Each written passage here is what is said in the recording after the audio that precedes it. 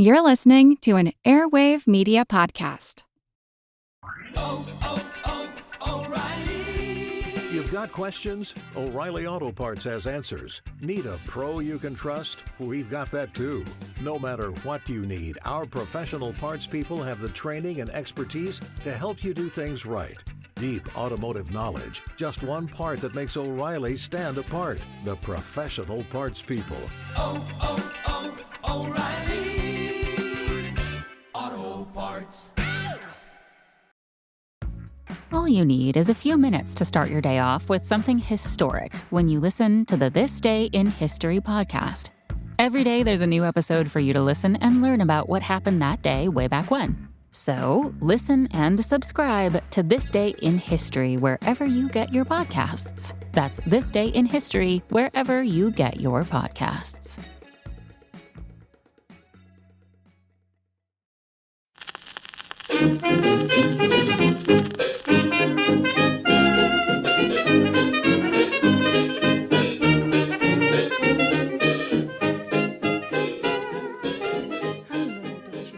And welcome to Who Did What Now, the history podcast that's not your history class, with me, your host, Katie Charlwood, history harlot and reader of books. Oh, and books do I have to share with you?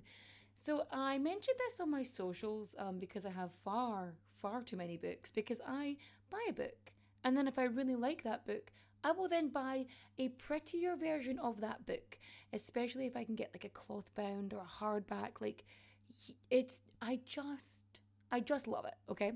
And so what I've done is, if you're on any paid tier of Patreon, doesn't matter what paid tier it is, if you're on it, you are like eligible to win a book, and I will send you a book. I'll just send it to you. I will send it all over the world. Doesn't matter. I don't care. I'll send it to America. I'll send it anywhere.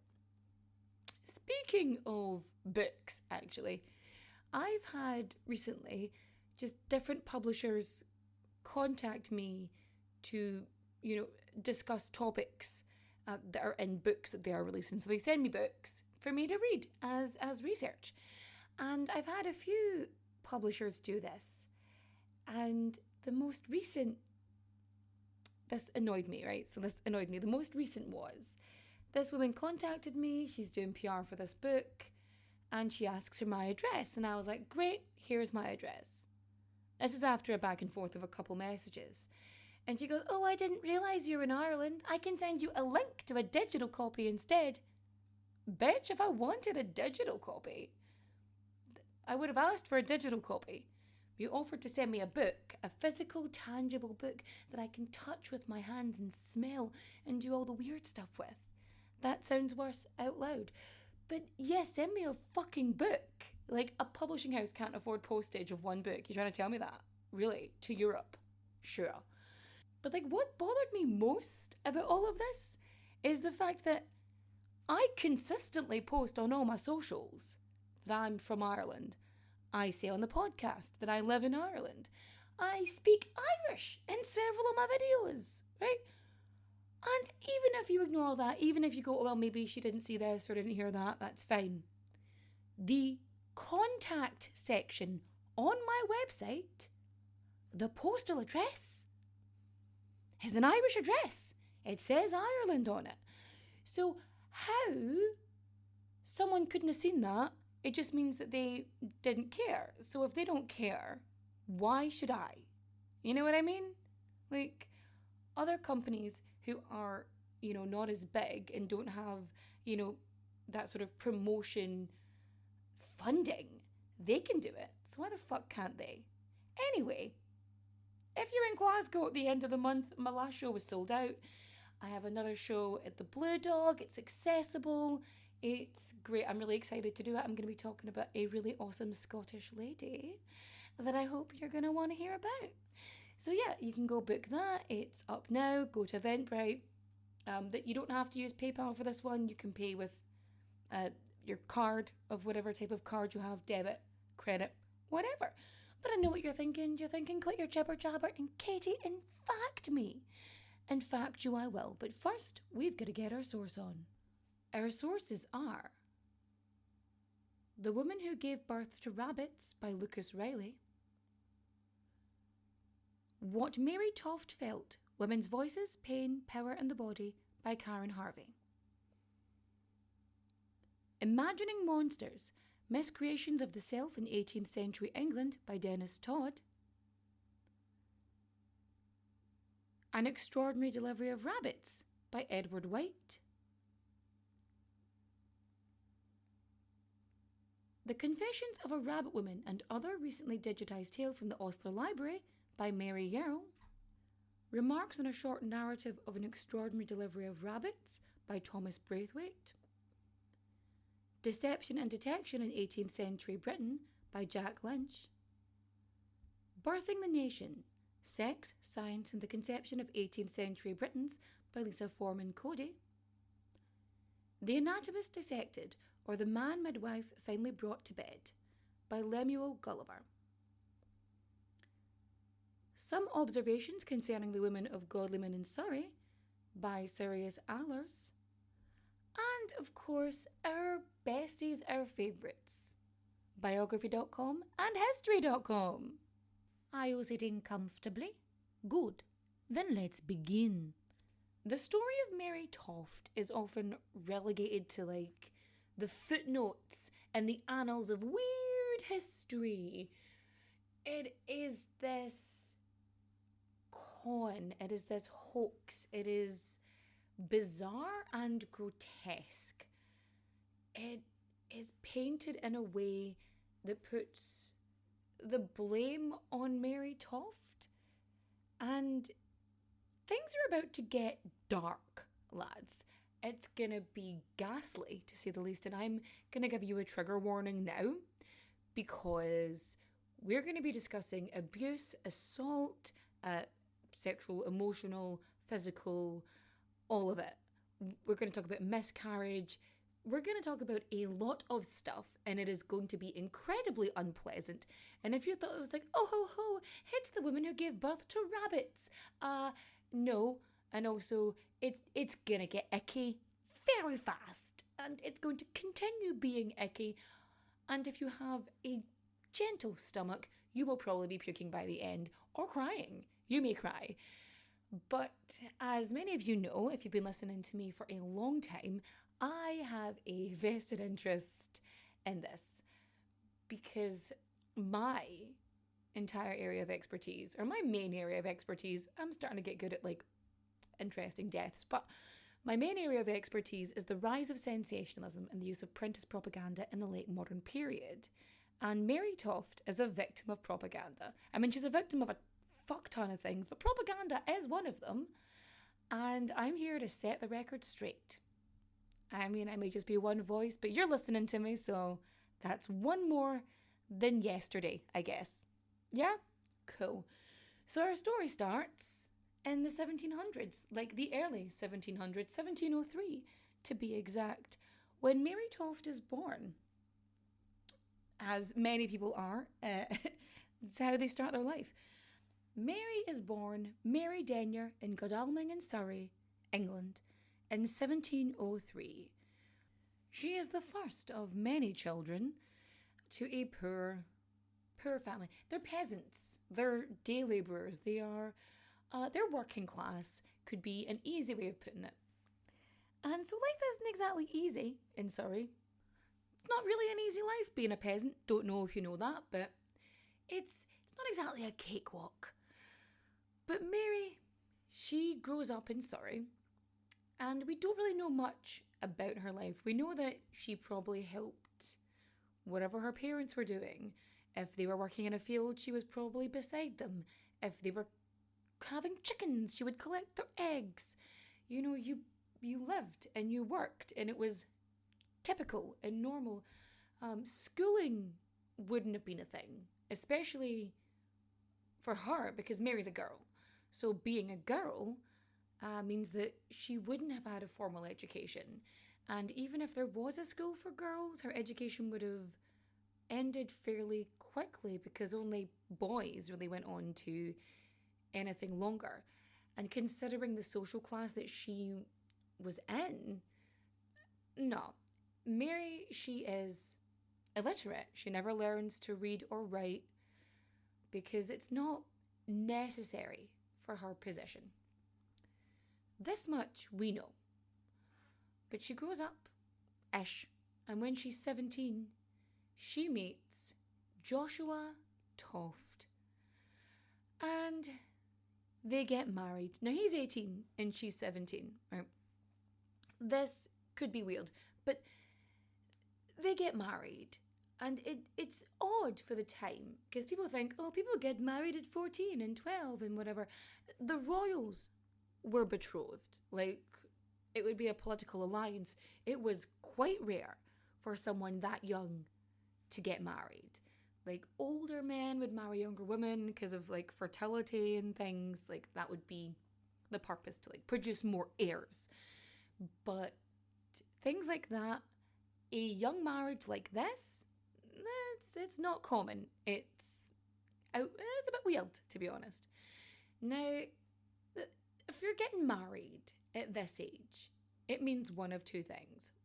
You're either madly, head over heels in love, or it's a shotgun wedding. It could be either of those things. We don't know. We're not sure. All we know is it happened and they get married. Now Joshua, he works in a textile mill.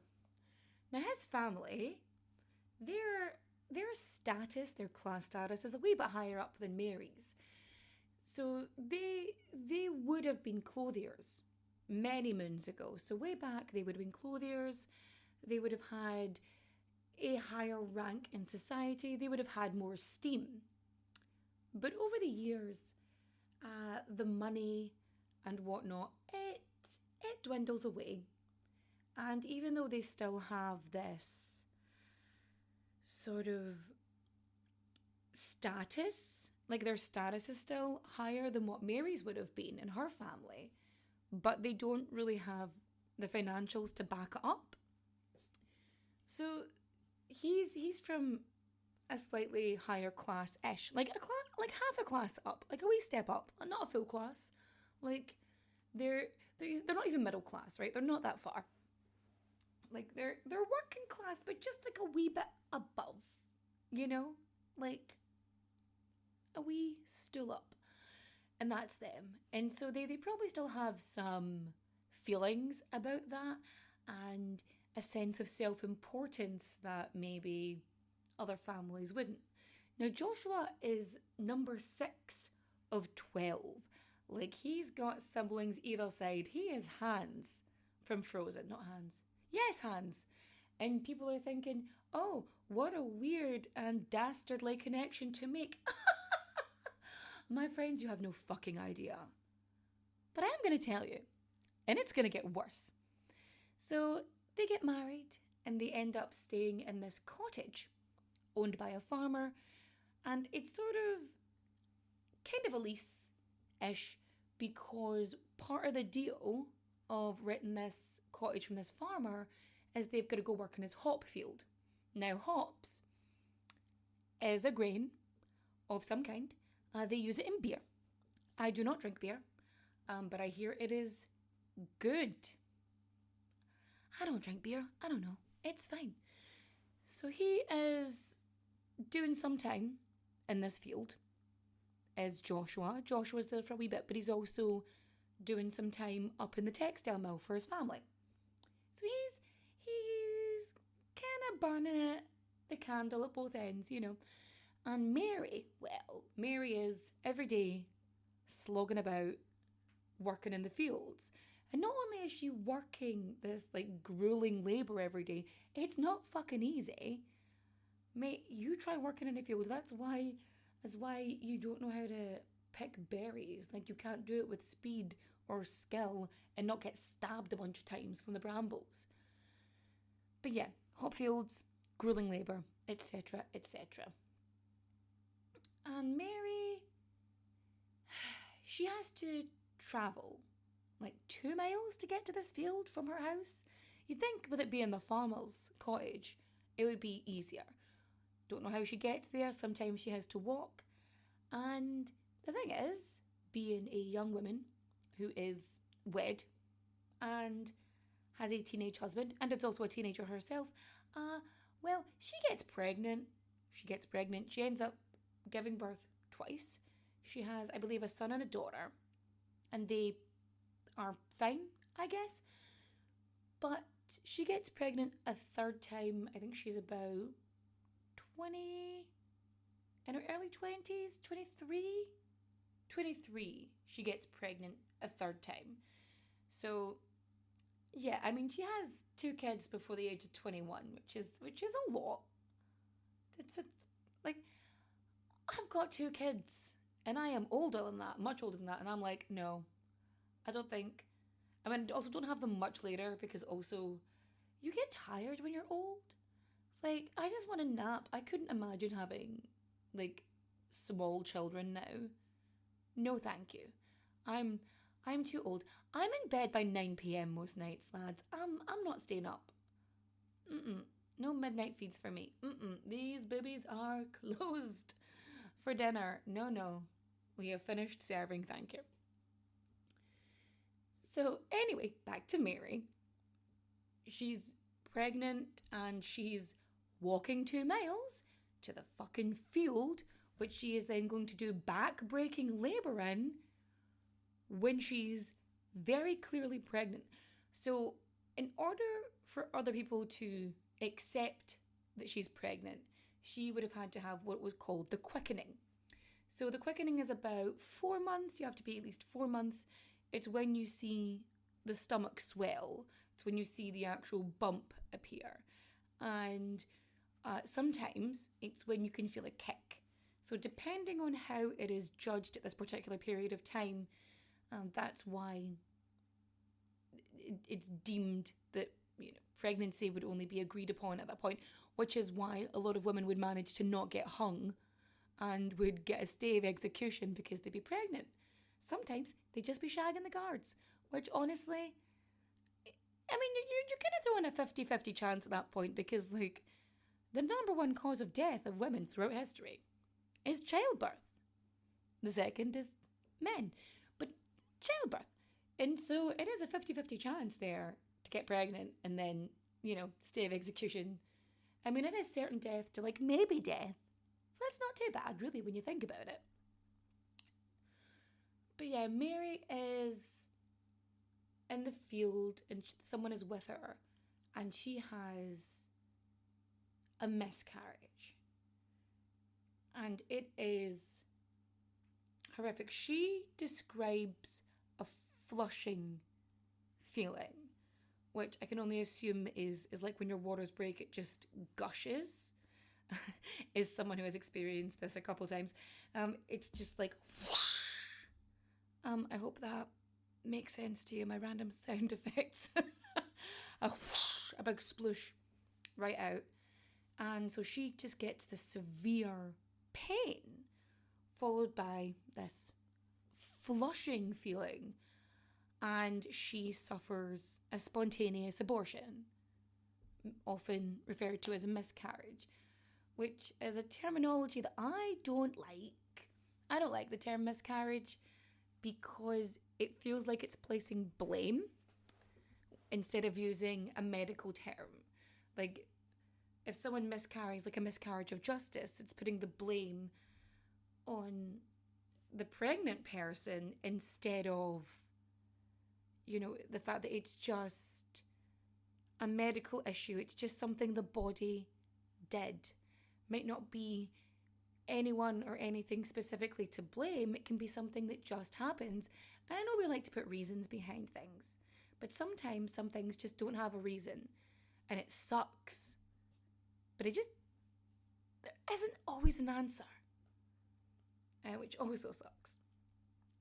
But yeah, spontaneous abortion, because that is the technical term, and that is the one I prefer to use, because it's clear, it's concise, and I think it takes away the weaponry of language on both sides of this argument. Anywho, Mary Toft suffers. throughout this whole story. She suffers. But her womb is emptied, and whatever comes out of her, whether it's like placenta or whatever, it is described as monstrous. Which, I mean, I get you're living in a society in which religion rules supreme and science is new, and a lot of people don't have an understanding of basic medicine, even the doctors. And so when something like this happens, something like this happens. I mean, it could have been something as simple as a fetal abnormality, which was then spontaneously aborted. It could be something as simple as that. But we don't know because we don't have any, we don't have photographs from the 18th century. We don't even have any sketches. That being said, the men didn't have strong stomachs back then. I mean, they were afraid of periods, so who knows what they would have dealt with this. So because Mary has suffered through this incident, what then happens is she goes home. She gets sent home, for like a week or two, not too long, just enough to get some rest and to, do some very basic healing. And she's away for a few weeks, and she goes back to working in the hop fields as she does. Which, anyone who's ever gone through that, anyone who's ever suffered that loss, physically, emotionally, whatever, it fucks with you. It messes with your head. And you have all these hormones going through your body, and you are going through, a lot of the time, emotional turmoil. You've got all these things going on from all these different angles, and it's overwhelming and upsetting. And what Mary needs right now is help and care. But Mary doesn't get that. So in the third week in September in 1726, there's all these issues going on with landowners. They're the lower classes, they're not too happy with it. And so they start doing these mass protests.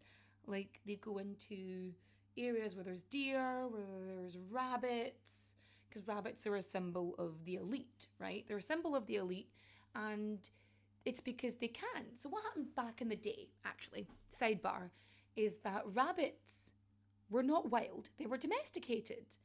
And lords would have rabbits because sometimes they wanted a wee nibble, sometimes they wanted their super soft fur to make their gorgeous coats, whatevs.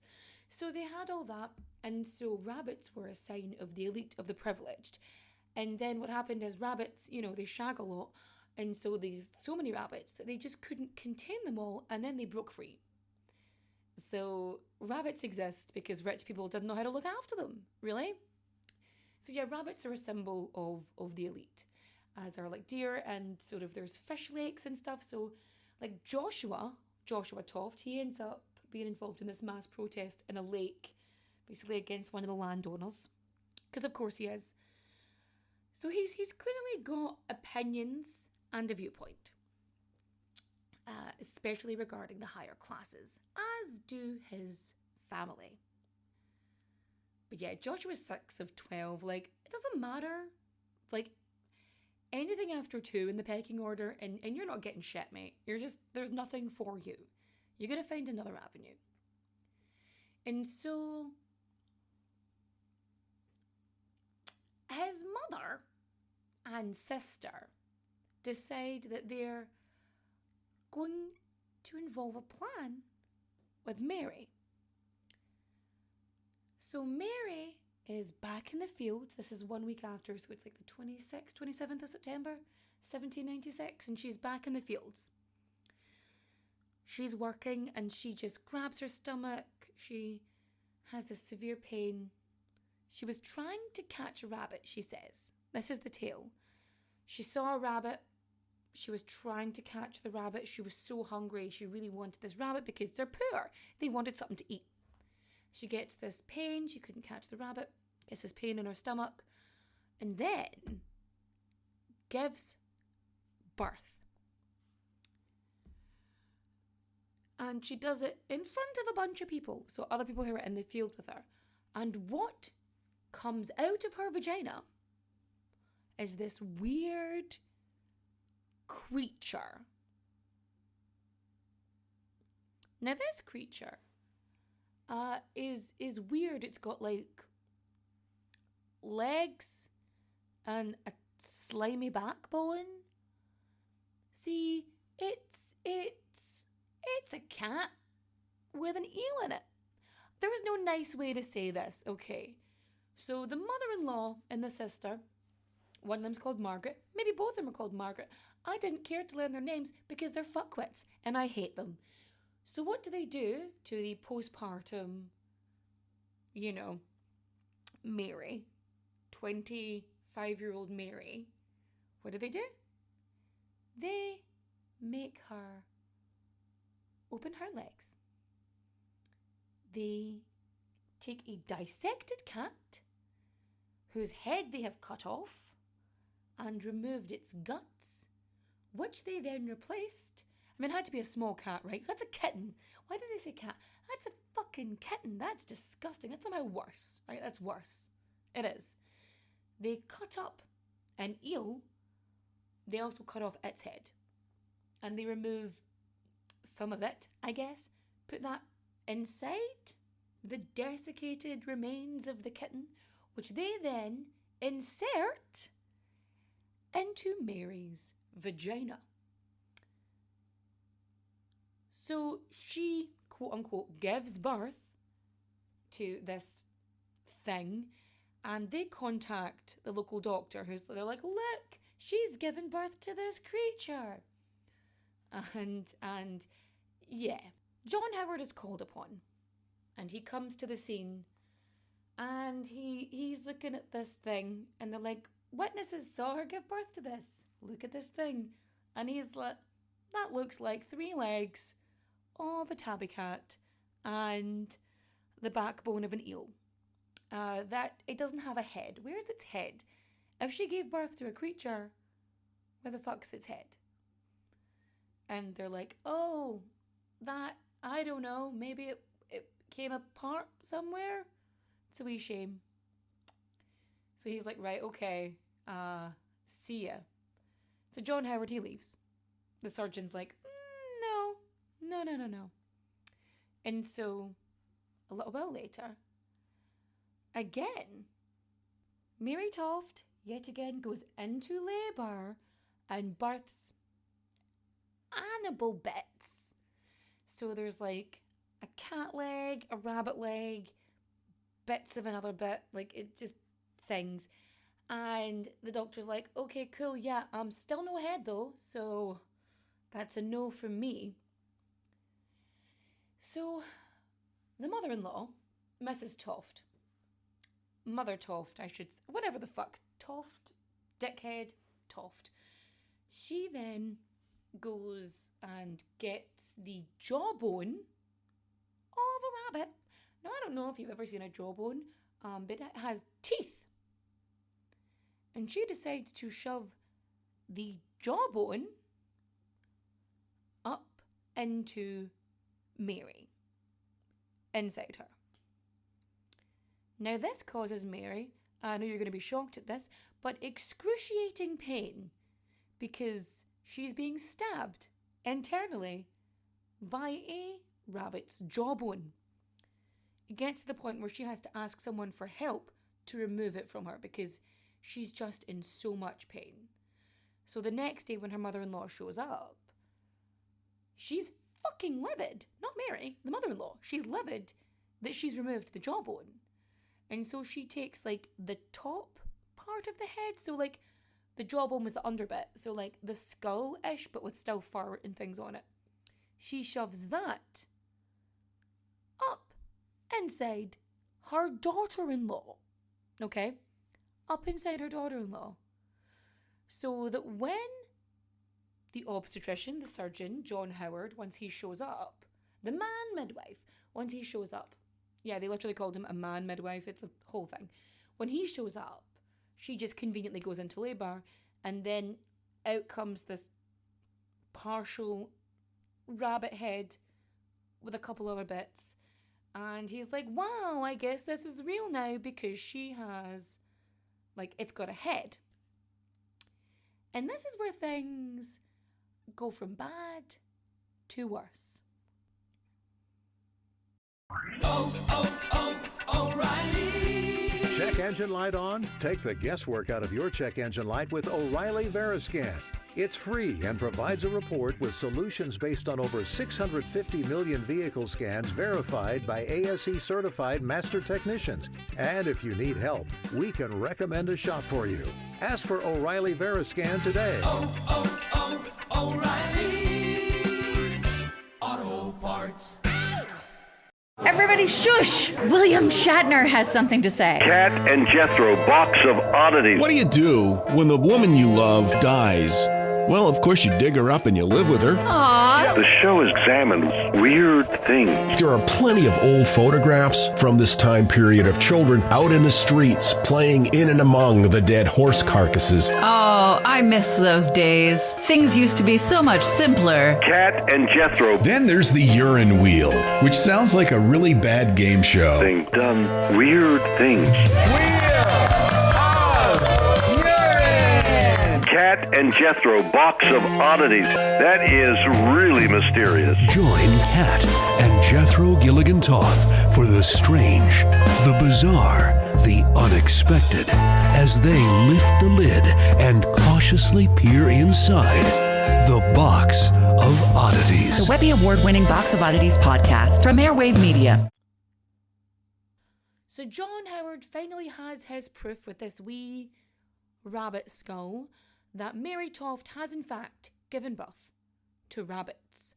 And so he is rubbing his grimy wee hands together because he's about to get the notoriety that he so wants. This is an era, basically, I should say this now, this is an era of the freak show, of like, imagine P.T. Barnum. So you would go and see like the bearded lady or Siamese twins or conjoined twins as they're now known. And, you know, like a tiny person, like somebody with like extreme dwarfism, or like a giant, Merrick, the Elephant Man, John Merrick. Like, people would go and see sideshows, freak shows, so on and so forth. And anyone who was an oddity, you know, people would invite them to dinner. It would be, you would show them off. Kind of like in the Regency period where they would show off pineapples, which is like just another sign of colonialism or whatever. But they would do that in order to show their status and their wealth. And when you had someone like this that you could parade around your dinner or your ball or your party, it made you like cock of the walk, tip top, you know, that person to know. So anyway, they did that, and that was just what they did. It was a thing, and so you could make money. Like Tarare, remember Tarare, the cannibal spy who would just like eat clocks and watches and stones and sticks and live cats? Yeah, possibly an infant. Yeah, people would pay for that. Like, it's the freak show. You would see them do the things, contortionists and whatnot. Whatever, they would go and do that. But there was a case as well of Peter, who I'm probably going to discuss sometime because they call it the forbidden experiment. So he's known as this feral child. He's Peter the Wild Boy. He's seen as this feral child, right? And because he's, you know, feral, like Romulus and Remus, raised by animals, there's this theory that states that, you know, if children don't hear language before like the age of 4 or whatever, or age of 3, I'm not sure. I'll have to double check my notes on that one because it's been a while since I've studied awful psychological experiments. And you don't have the ability to create language or understand language or create language to reproduce words and so on and so forth. So Peter the Wild Boy, he was like taking around all of these Regency households to show off. Now, when you look at some of the information regarding Peter, to me, anyway, it seems like he was non-verbal autistic. We just didn't have a word for it then. But that's another story for another day, and Peter bloody deserved better. But anyway, I mean, he did pretty well considering the Regency, you know, the year that it was. So anyway, Mary Toft. Over the course of a few months, Mary Toft gives birth to rabbits, like, many, many times. I think over the entire period, it's like 17. So she does this over and over again, and little tiny rabbit parts, bitty rabbits, baby rabbits, small rabbits, but like not whole. A lot of the time they're in pieces. And she does this consistently with the help of John Howard over many, many months. And it gets to the point where news of this reaches the London papers. I mean, we're in Surrey, so we're not too far, really. I mean, if they were in Yorkshire, you'd be like, really? London? Really? If they were in Manchester, Jesus, can you imagine if they made it that far? Anyway, they managed to make the news. It hits London. And scientists, doctors, the elite, the medical professionals are just intrigued by this. And they're like, bring her down here. She needs to be studied. And so they bring her down. And the news of this information, they study her. They watch her give birth, and she produces these rabbits, these tiny baby rabbits. They're all dead rabbits. And again, she tells them, you know, she was pregnant, she dreamed of rabbit, she tried to catch it, and next thing you know, just rabbits shooting down her birth canal. I mean, it's definitely a form of birth control. So it gets to the point, King George I, who's not even in England at this point, he's in Germany, or whatever it was at that point, one of the German states, Hanover, or wherever he was. He's the House of Hanover, right? I don't know, there's too many Georges. George I didn't even bother learning English. He didn't care. He was like the nephew of Queen Anne, who, it was a whole thing. Basically, they didn't want a Catholic to rule Britain, and so they're like, he's the next Protestant, he'll do. But yeah, he was a dick as well. He was such an arsehole. We'll talk about him sometime in the future. But yeah, he ends up sending his British, I say British, wasn't even British. He was Swiss. Nathaniel St. Andre. He's a physician, he's a doctor, he's Swiss, but he practices in England. So he's meant to be like the doctor to like the royal household, to the king, except the king isn't in England, so it doesn't really matter. So St. Andre, he's meant to be the super great doctor, right? He's supposed to be the best of the best. That's why he's like the physician to the royal household, yeah? But he was desperate to get involved in this because this man, he loved the drama. He loved it. He loved to get elbow deep in it, and he certainly tried. So he ends up having a look at these rabbits. She gives birth to rabbits, and he's like, yay, wow, amazing. See, there's this theory that if you think about something when you're pregnant, it sort of manifests like into the fetus, right? So like John Merrick, the elephant man, like there was a story that his mother dreamed of elephants or was startled by an elephant, and next thing you know, John Merrick was born, and he was born with all these, there's a term for it, oh my goodness, I can't say the word. It's where giganticism, there's like bits of you get bigger, they grow when they shouldn't. Oh, I've seen it happen to testicles as well. Don't ask why. I read a lot of weird stuff and see so many weird pictures that are now seared into my brain. But yeah, so they were thinking, oh, she was dreaming of a rabbit, and then next thing you know, she's given birth to rabbits. This makes perfect sense. And St. Andre is like promoting this, and he's telling everybody. And so the noblemen, the noblemen are so impressed. You've got this that's so impressed, and it gets to the point where the king then sends, like, another physician. Like his German one, Allers, Dr. Allers. So Allers is there, and he finally gets to England. He watches her do the birth, whatever, and he takes one of the rabbits, and he decides to check its lungs. So it takes out his lungs, and he puts it in water, and the lungs float, meaning that the rabbit breathed air.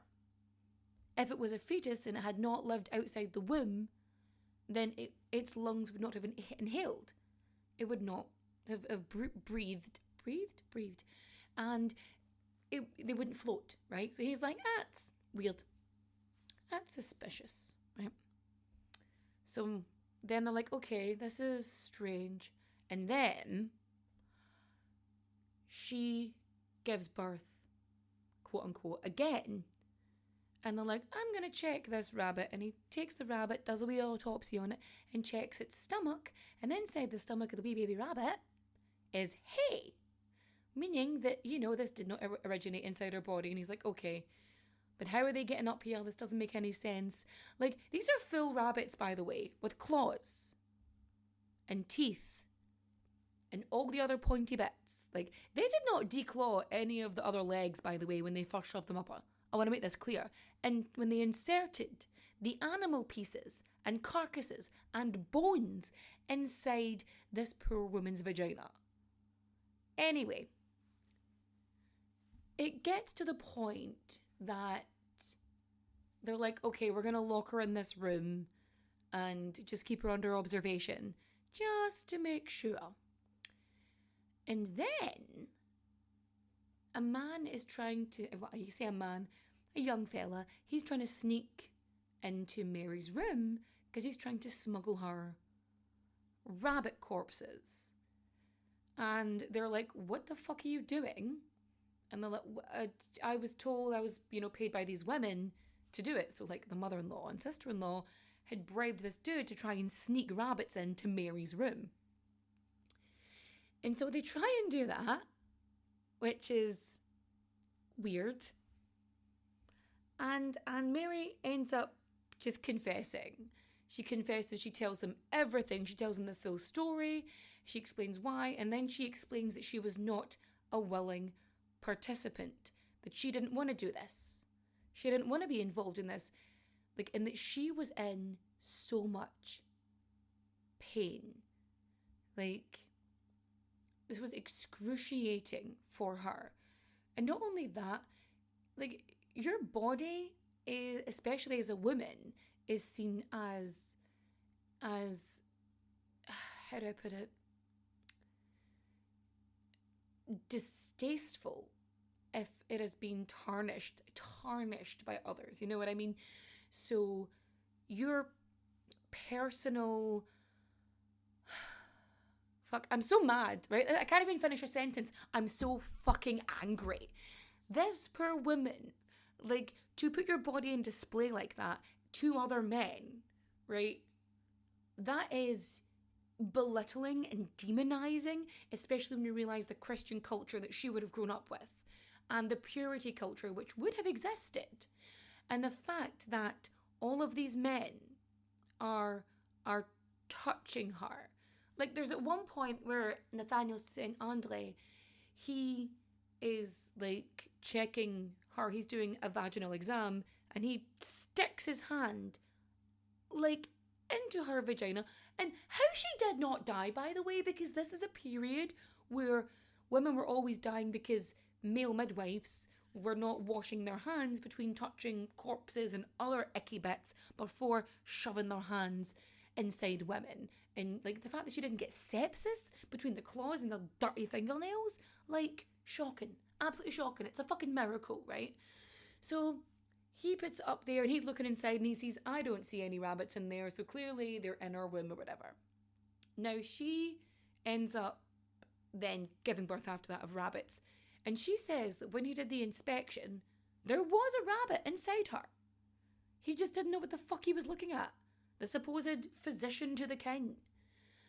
But yeah, Allers is not into this at all. She gets caught.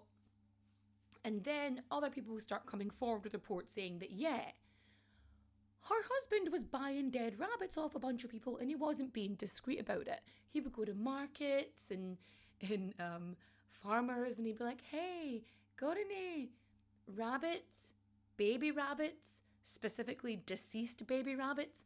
It's for my wife. She wants to eat them, even though there's very little meat on them. And if you eat nothing but rabbit, you will die. Fun fact. Like, the amount of calories that it takes to consume rabbit. And if you were to eat nothing but rabbit, if you have some carrots and peas with it, you're fine. But if you eat nothing but rabbit, you will die. You will die of starvation. Fun fact. But yeah, back to Mary and the absolute bullshit tomfuckery that goes on. So she ends up confessing. Her husband is caught out. Her husband, you'd think that if, you know, the mother-in-law and sister-in-law are being shitty, you're like, oh, fair enough, that's family, it fucking happens. But her husband is doing this to her. And he's involved in this scheme. Like, it's portrayed that she deliberately tried to hoodwink all the higher-ups. And it seems like this may have been a plan from her in-laws and her husband, again, Joshua, you absolute cockwomble. But this was a painful thing to do from every angle. Internally, externally, emotionally. Like, this is not something that someone would willingly do. I mean, especially the fact that she was forced into this situation postpartum. Like, she has not suffered enough. You're going to do this to her? How little respect do you have for her as a human, as a person, that you think this is an okay thing to do? Y'all are arseholes. All of you. Not you, but her family. Sorry, gentle listeners, delicious friends.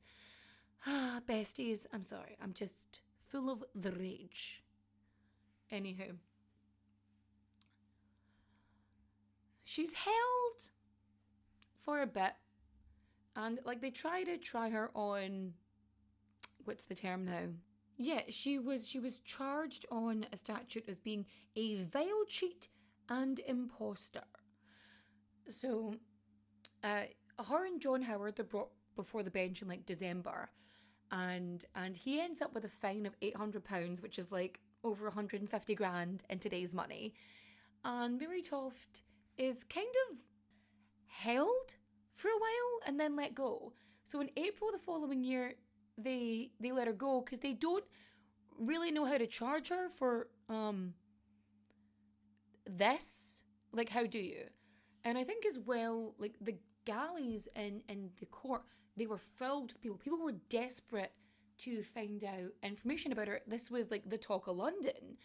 And I think a lot of people, like, even at the time, between the fact that, you know, the symbolism of the rabbits and someone impoverished and illiterate like Mary Toft, there would have been some cajoling, you know, and some consideration. So she ends up being told, like, she's saying that she won't do anything ever again. She, you know, she won't want for anything as long as she lives. No worries. Peace out. I won't be doing this shit again. So she ends up buggering off, getting the heck out of Dodge, saying fuck this for a game of soldiers, and just going back to live her life. And so she goes back to Surrey, and back to her husband, because of course she does, because it's the 18th century. What else is she gonna do, right? She goes back and she ends up having another child with him, who I think is fine. We don't really know. There's probably someone out there related to the Tofts. Like, chances are, he was one of, 12. So, there's going to be something, somewhere. There has to be a relation still existing today. It would be weird if there wasn't, like, somewhere in the bloodline, really diluted, but it's there. But Mary Toft, she just lives out the rest of her life. She just lives it. Not really doing anything, not really causing any issues. But the next we really hear of her is in 1763, when she passes away of presumably old age, because she's 60. That's not that old, but I feel like she's suffered enough in life. But she's 60. It's the 1700s. Who knows what happened to her? But she dies, and her obituary runs in the London newspapers alongside high society. So aristocrats, I almost said aristocats. The aristocats, meow. The tabby's coming back for her. But no, the obituary is in the papers next to the aristocrats because, like, she was still such a fascination and still so well known that they put her there. But yeah, she passes away and is then buried on the 13th of January, 1763. I don't even think she was 60. I think she was 59. But yeah, she passes away, gets buried, and then is used as a weird footnote for, I don't know, the medical crap in history, and to show women as conniving and so on and so forth. But yes, so ends the story of Mary Toft, Queen of Rabbits.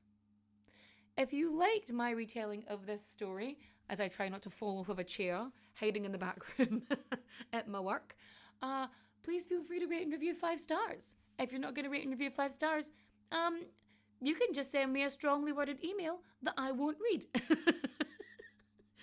I can generally tell by the first sentence if it's going to be like nice or not. And if it's not nice, why the fuck would I bother? But anyway, that's the case. So you'll know about the tour. Oh, I have sent in a book proposal to a publisher, so we'll see what happens there. So yeah, that happened. And yeah, recommendation time. So for reading, I'm going to recommend... There's this book called Butter, right? Butter. And it's recommended to me in Waterstones by a man who's like, oh, you liked lessons in chemistry? You might like this book about poison butter. And I was like, sold. So that's reading.